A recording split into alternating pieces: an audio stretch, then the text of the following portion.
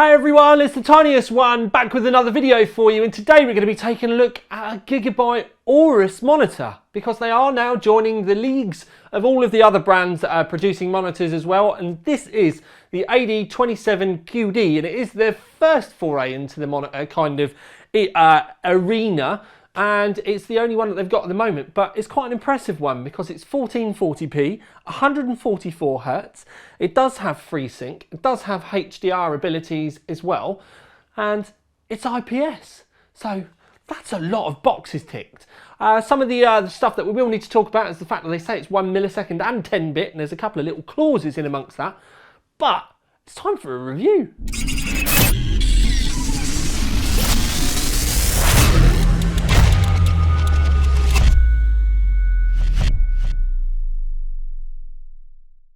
So indeedums, it's Gigabyte's first monitor, and it's, like I've already said, it's quite an impressive first toe dip into the water of screens, in that it's a 27-inch IPS based 1 millisecond 144 Hz 10-bit monitor. But it's, when I do say it's 1 millisecond, it's 1 millisecond colour to colour. So I do need to be very specific about that, because when it's grey to grey, it's 4 milliseconds. And normally that's the difference with all of the monitors out there. The bulk of the monitors, when they do display 4 milliseconds, are grey to grey. And it just depends on how some companies want to advertise them. They also advertise it as being 10-bit, but it's kind of upscaled. It's still using 8-bit drivers. And if you have HDR or FreeSync on, it does revert back to that 8-bit driver anyway. But it is a rather impressive Innolux IPS screen, and just to let you know, it is the same screen that the Razer monitor uses. It's probably even made in the same flipping factory. But this one always seems to come in consistently cheaper because, you know, Razer tax and all of that sort of thing. But there's, it does tick a lot of boxes. Now, some of you aren't going to be particularly enthused about the lighting and stuff on the back, which we will talk to you about in a bit. But one of the things I did like was the on-screen display and how you can use that and actually set up the monitor. So it says exit, and you've got the move and the adjust, and you can click all the way through. Now, one of the things that I do like about this is obviously it's quite standard for you to play around with the settings on your monitor with an adjustable button like this. But one of the things I did like was they do have an on-screen display version as well. It's just a shame that the two versions are quite different. Your game assist, you've got all of the options and stuff that you can go through, but all of these options for the monitor itself are actually in the it's a Windows app, and it's all controlled via a USB with the monitor that plugs into your system, so you don't actually have to mess around with the funny little button on the panel itself. So this is actually the app on the desktop itself. You can see I'm using a mouse. Now down the side, display settings, you've got all different display settings that you can go through, and with a single click you can change actually the colours and all the setups for the monitor itself. So you can see I've just gone into FPS there, it's made everything much brighter. We've been using it mainly on standard just to get a rough feel for it, but obviously the display settings are going to come down to your own personal preference.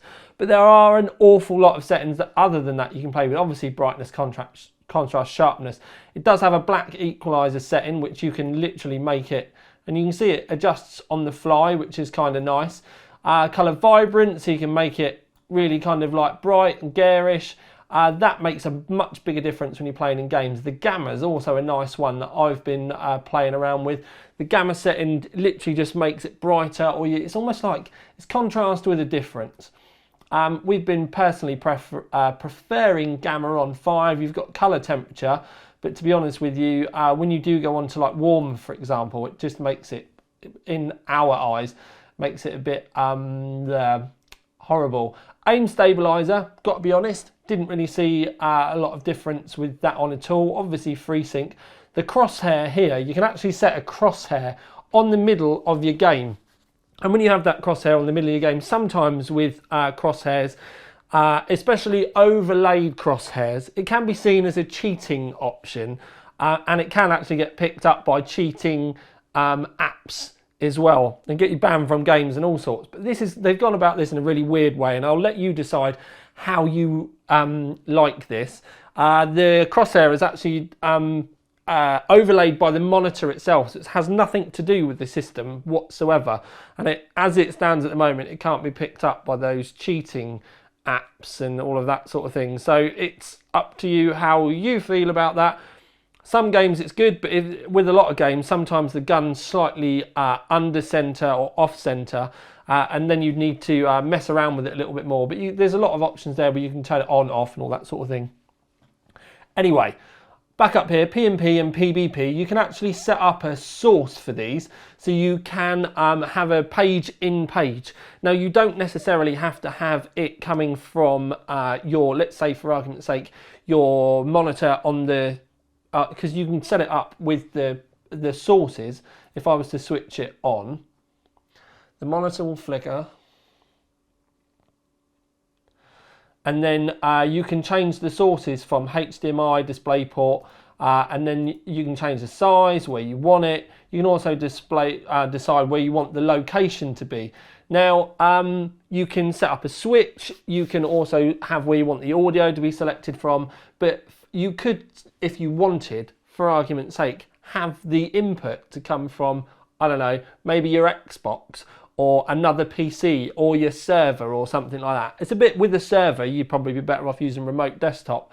But there are options for you there, and it's not something where you'd want it to come from the same system, because obviously then you could just section off a section of the screen yourself anyway. But it's something for people out there that you might want to have a play around with, for having a screen in screen, for want of a better term.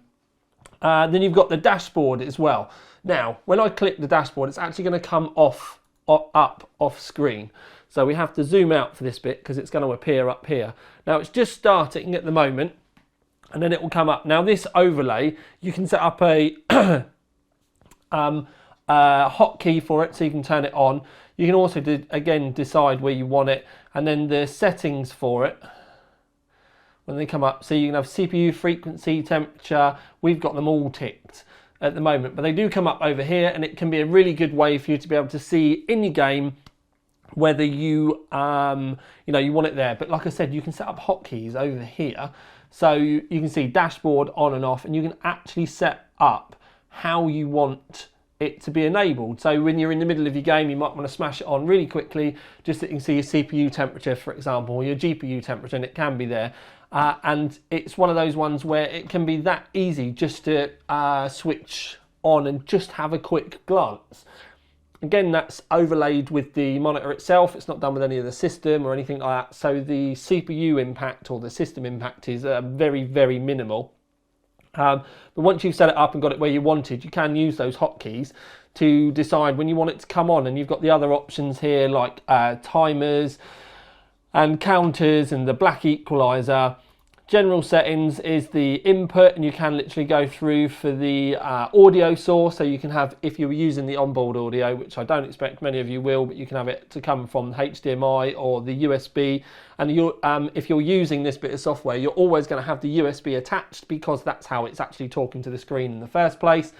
On-screen display time, you can set it from 30 seconds down to 5 seconds before it goes away, but that would be with the hotkey. You can actually just turn it on in this, and it will just be there all the time. Your LED indicator, RGB controller, because there are RGBs on the back, and you can set them up however you want. They're not particularly bright. They're not going to particularly shine on your wall or anything like that. They're not that bright.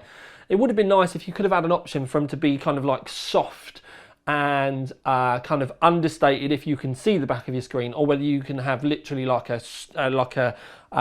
almost like a laser mode, where they are projecting out onto the wall and can create funky effects or something like that. But sadly they don't. They're literally just there for a little bit of aesthetic pleasingness. And then you can have your quick switch that you can set up as well, and you can literally set up whatever you want the each of the keys to do.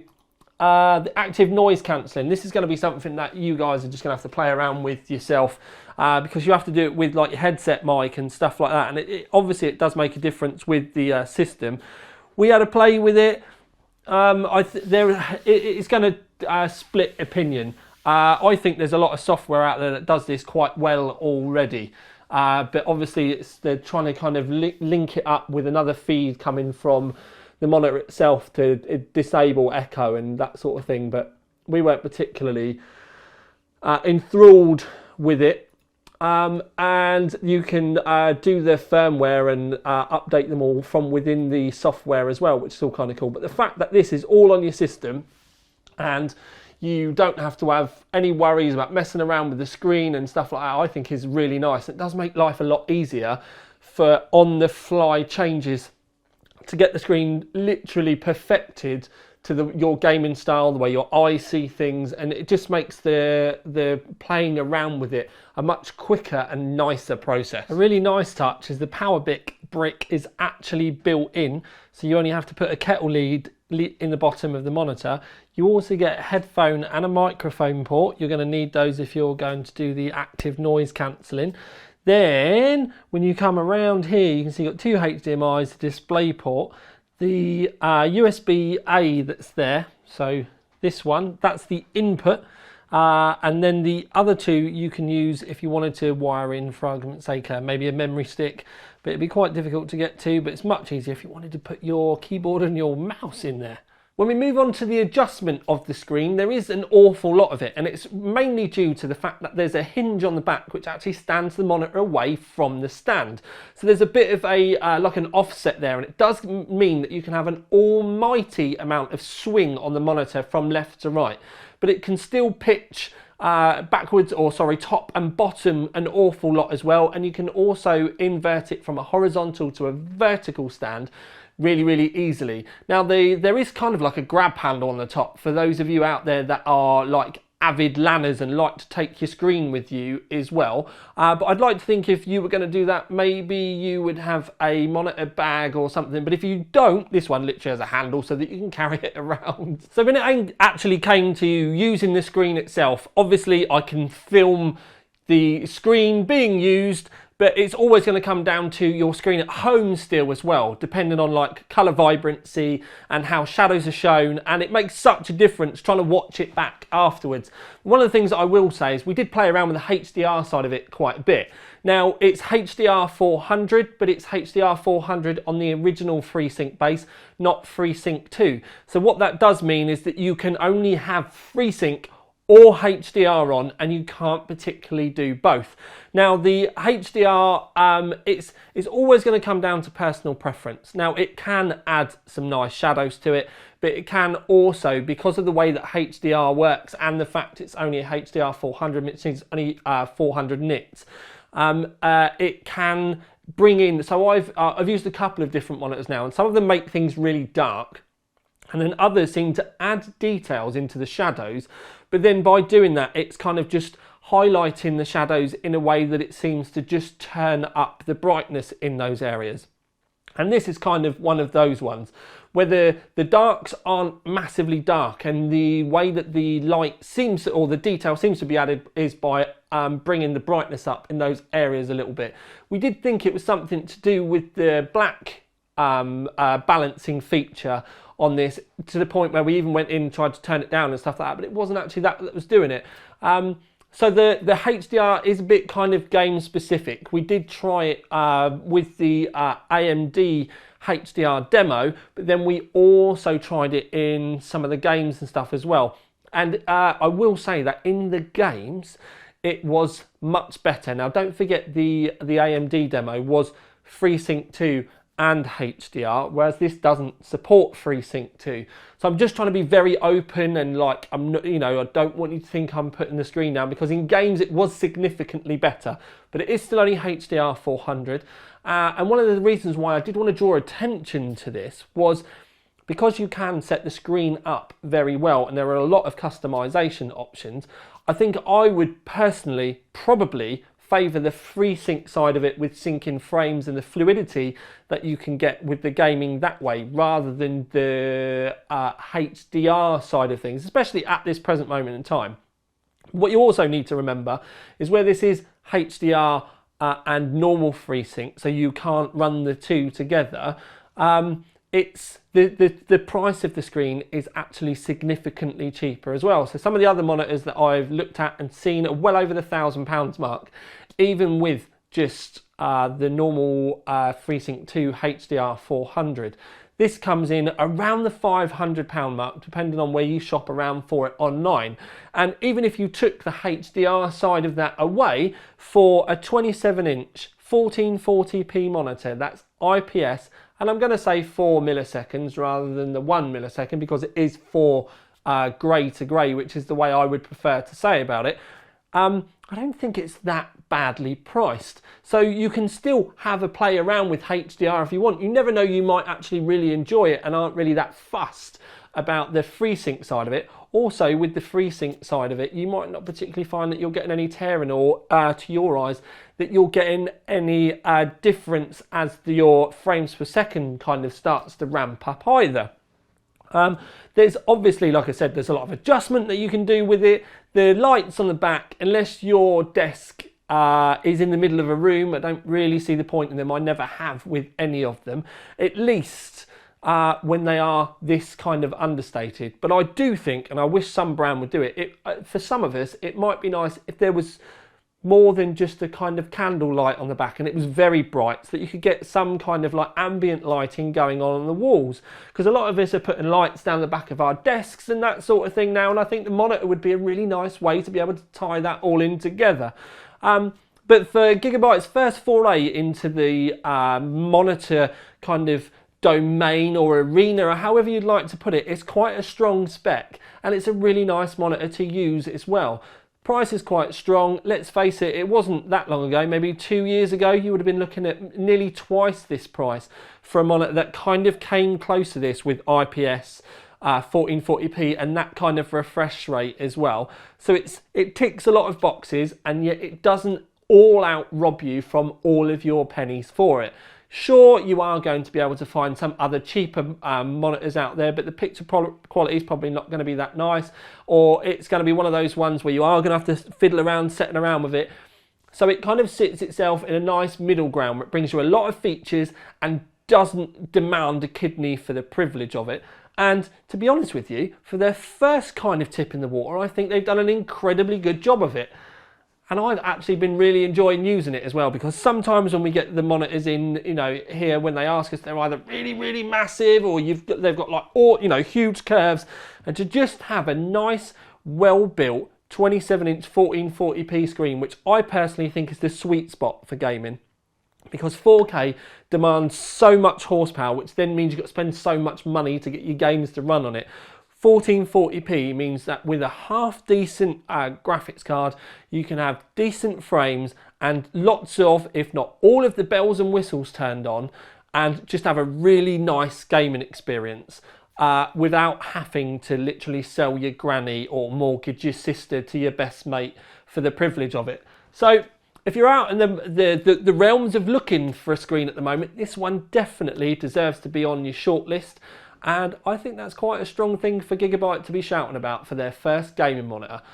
Congrats, Gigabyte!